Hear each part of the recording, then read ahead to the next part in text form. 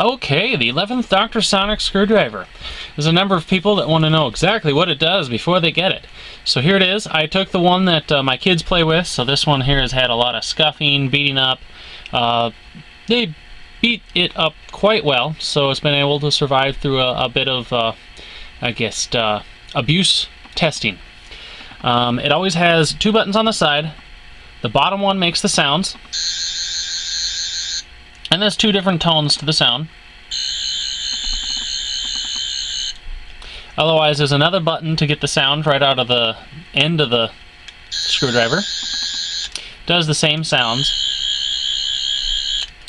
This screwdriver is made out of mainly plastic. It has a number of really nice components. The second button on the side makes it extend. When it's extending, the side sound button doesn't do anything, but the bottom sound button will still do it. That is one question I have had before, but I have never seen one ever be able to do the side sound after extension. So that is something that's designed into it. It's not something that your unique screwdriver just happens to not be able to do. You have to manually pull it back down. The kids have been able to really abuse these quite well, so it's gotten all sorts of looseness. But they haven't successfully knocked these out, and they're pretty rough on it. So it's able to survive through a good chunk.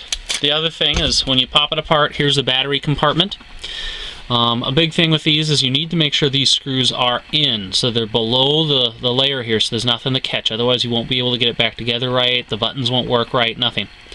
The other thing is once you get the screws down, it may take a little work to get the screws down, but once you get them down, don't overdo it, otherwise you'll strip the screws a little, which I have seen them work perfectly fine with a little bit stripped screws, as long as it's still catching enough not to come out. But it's because the screws are metal and the battery housing is plastic.